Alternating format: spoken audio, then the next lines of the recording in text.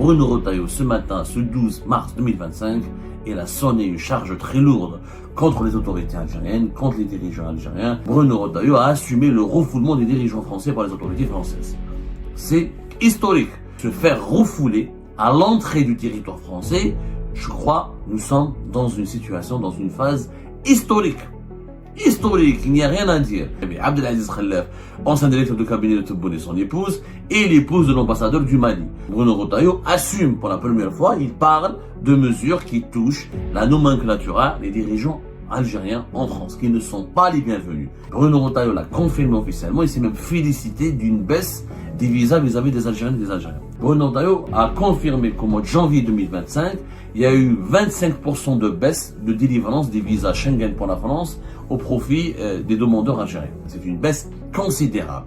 Là, ça signifie quoi? Ça signifie que la France a commencé à utiliser l'arme des visas contre la population algérienne. Ce taux de refus des visas peut aller au-delà de 25%, il peut aller même jusqu'à 50%, ce qui va, encore une fois, compliquer et compromettre la liberté de circulation. Bruno Retailleau, ce matin, ce 12 mars 2025, il a sonné une charge très lourde contre les autorités algériennes, contre les dirigeants algériens. Et ce matin, c'est inédit, pour la première fois dans l'histoire des relations internationales. J'ai l'impression, les relations internationales des pays aussi proches, qui ont des intérêts, qui ont de très nombreux intérêts communs, comme l'Algérie et la France, des relations internationales entre des États comme l'Algérie et la France qui partagent une histoire passionnante, passionnée, douloureuse, intense, mais qui ont une proximité à la fois, qui ont toujours entretenu une proximité culturelle, politique, économique. C'est la première fois que des dirigeants se menacent aussi. C'est la première fois que des dirigeants exposent sur la place publique leurs divergences, leurs différends et leurs conflits. Ce matin, Bruno Retailleau a clairement assumé le refoulement des dirigeants algériens qui a eu lieu récemment, notamment au cours du mois de février dernier. Bruno Retailleau a assumé le refoulement des dirigeants français par les autorités françaises. C'est historique. C'est la première fois depuis l'indépendance du pays que des dirigeants algériens sont refoulés à l'aéroport, au niveau des aéroports français. Quand ils arrivent en France, on leur interdit l'accès au territoire français. C'est une première. Il y a eu des dirigeants algériens qui ont des mésaventures en France, qui ont des soucis judiciaires, qui ont eu des escapades ou des mésaventures avec les services de sécurité ou la justice française. Mais se faire refouler à l'entrée du territoire français, je crois, nous sommes dans une situation, dans une phase historique. Historique, il n'y a rien à dire. Bruno Retailleau, ce matin, il a assumé l'expulsion ou le refoulement, pas expulsion pour être très précis, le refoulement. C'est-à-dire, ce sont des dirigeants qui viennent en France, qui veulent rentrer en France, veulent accéder au territoire français, et la police aux frontières française leur interdit l'accès au territoire français et leur demande de revenir d'où est-ce qu'ils venaient, c'est-à-dire de revenir dans leur pays natal, dans leur pays qui est l'Algérie. Ça s'est passé avec, selon Bruno Retailleau, Abdelaziz Khalaf et son épouse, directeur de cabinet d'Abdelmajid Tebboune de 2021 à 2023. Bruno Retailleau l'a assumé, l'a confirmé cette information que nous avons révélée au mois de février, à la mi du mois de février, a confirmé cette information. Donc il y avait Abdelaziz Khalaf, ancien directeur de cabinet de Tebboune et son épouse, et l'épouse de l'ambassadeur du Mali. Dont nous avons parlé récemment aussi, ça s'est passé au cours du mois de février. Donc, Bruno Retailleau assume pour la première fois, il parle de mesures qui touchent la nomenclatura des dirigeants algériens en France, qui ne sont pas les bienvenus. Ils ne sont plus les bienvenus. Aujourd'hui, les dirigeants algériens risquent d'être collectivement, massivement refoulés du territoire français. La France ne veut plus de ces dirigeants. C'est historique. C'est la première fois que la France adopte une politique très musclée et très dure à l'égard des dirigeants algériens. Donc, c'est quand même... on en a parlé le 2 mars concernant la polémique autour de l'épouse de l'ambassadeur d'Algérie au Mali. On a expliqué ce qui s'est passé, pourquoi la France n'a commis aucun tort, puisqu'il y a des lois en France que même si tu es détenteur de passeport diplomatique, si tu ne respectes pas certaines conditions, certaines exigences supplémentaires, on te refuse l'accès au territoire français. Mais franchement, donc c'est une politique dure et sévère qui a été généralisée à l'ensemble des dirigeants algériens. Ce qui a été expliqué sur les ondes de la radio RTL lors de son intervention sur le plateau de la radio française RTL, c'est que Bruno Retailleau confirme cette politique va être généralisée aujourd'hui dans le cadre de ce que lui appelle la réponse graduée. Plus le conflit algéro-français s'aggrave sur le plan diplomatique et politique, plus le régime algérien, comme l'appelle Bruno Retailleau, essaye de provoquer la France, de l'humilier ou de la rabaisser ou de ne pas répondre à ses exigences jugées illégitimes dans le cadre de certains accords bilatéraux qui lient les deux pays et qui imposent et qui donnent des droits aux Algériens mais qui imposent aussi des devoirs aux autorités algériennes. Plus ce conflit s'intensifie, et plus les autorités françaises vont généraliser des sanctions directes contre la classe dirigeante algérienne. On parle des sanctions directes qui ciblent la classe dirigeante algérienne. Nous sommes dans une phase vraiment inédite et historique, parce qu'auparavant, quand l'Algérie avait des conflits avec d'autres pays, généralement c'était la population qui en pâtissait.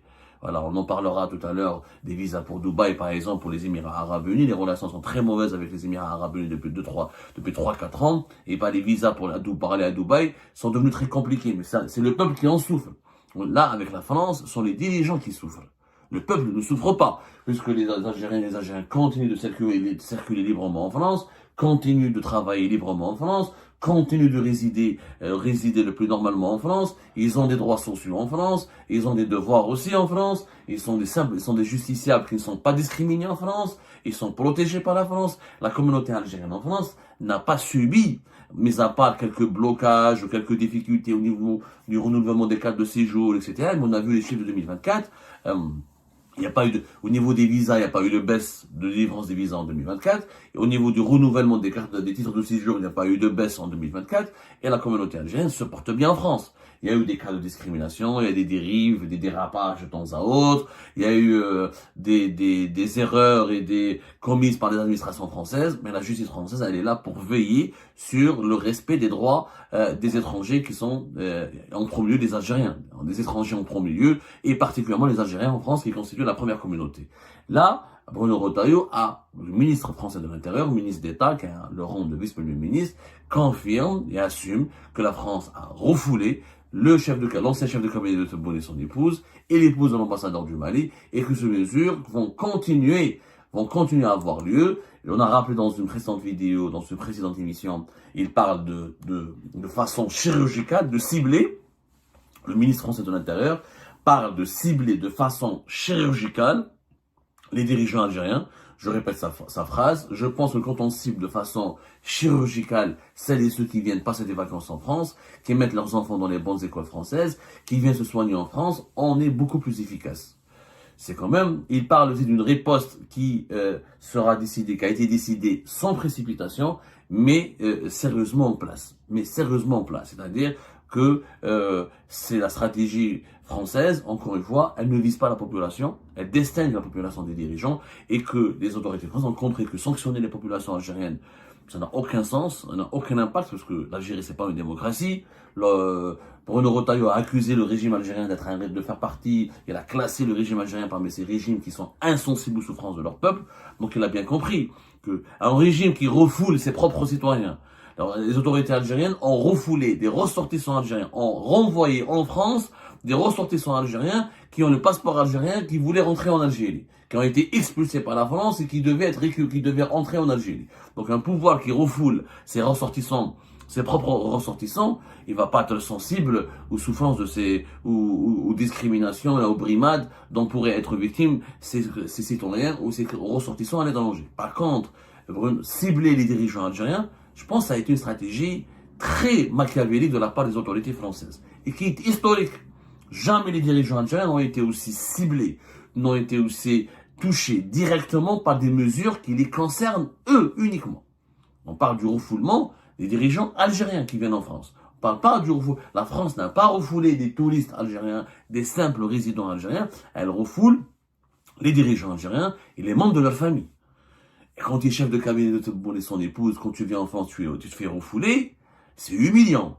C'est vraiment une humiliation. Quand tu es l'épouse d'un ambassadeur ou d'un général ou d'un dirigeant et tu te fais refouler, c'est vraiment humiliant. C'est une humiliation. Rien à dire. Et c'est des sanctions directes. Là, les autorités algériennes ne pourront pas dire qu'il s'agit de la haine des Algériens et des Algériens ou de l'algérophobie. Et puisqu'il y a 10 millions d'Algériens par an qui font le va-et-vient entre l'Algérie et la France et qui ne sont pas empêchés, qui ne sont pas refoulés.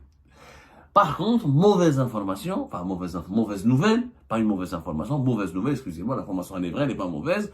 Mauvaise nouvelle, ça concerne l'octroi des visas. Parce que quand sur RTL, l'information nous a été parvenue ces dernières semaines, on n'a pas pu la confirmer officiellement, nous, au niveau de l'Algérie part, Bruno Retailleau l'a confirmé officiellement, il s'est même félicité d'une baisse des visas vis-à-vis des Algériennes et des Algériens. Ah là, par contre, on ne peut pas dire que c'est une mesure qui touche uniquement les dirigeants algériens. Là, ça impacte directement les ressortissants algériens, la population algérienne.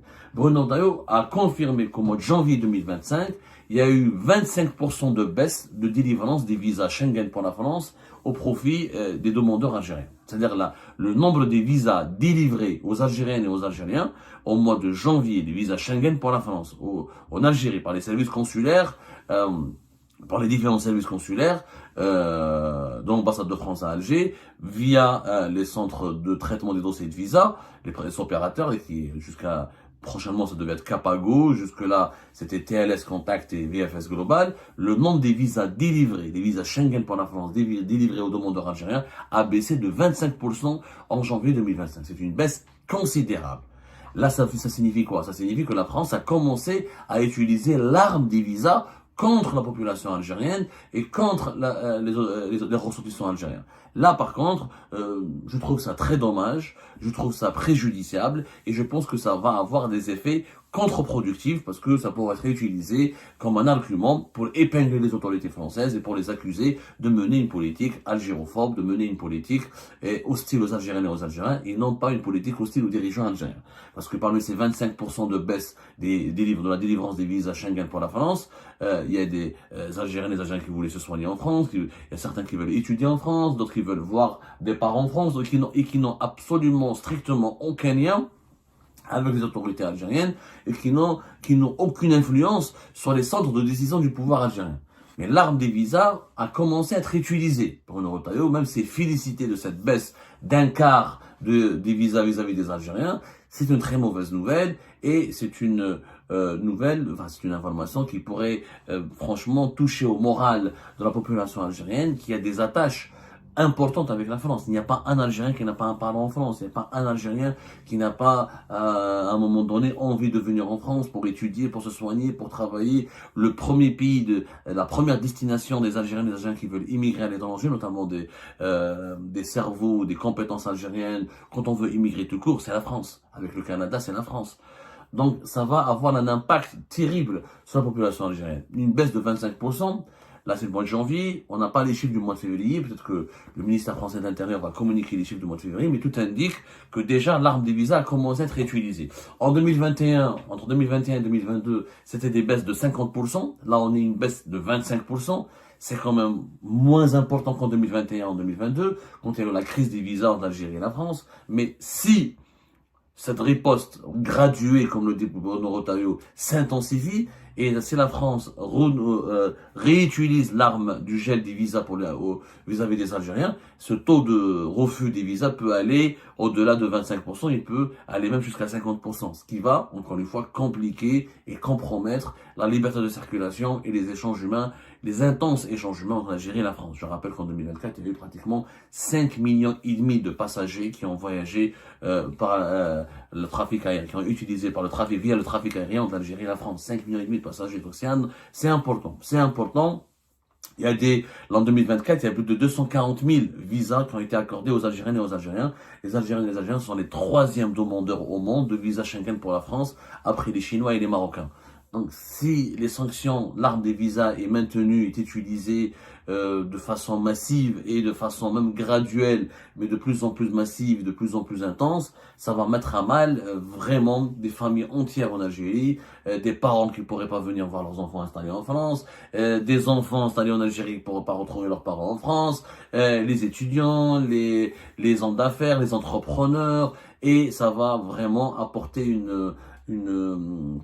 ça va mettre de l'huile sur le feu dans les relations algéro-françaises et ça pourrait alimenter un sentiment anti-français au au sein de certaines franges de la population algérienne, parce que certains dirigeants algériens jouent la carte de sentiment anti-français pour se justifier, pour essayer de limiter les dégâts de ce bras de fer avec la France, en disant voilà, la France, c'est des nostalgiques de la colonisation française, c'est des algérophobes, c'est des racistes, c'est des xénophobes, ils nous détestent, la preuve, ils ne veulent plus nous donner des visas.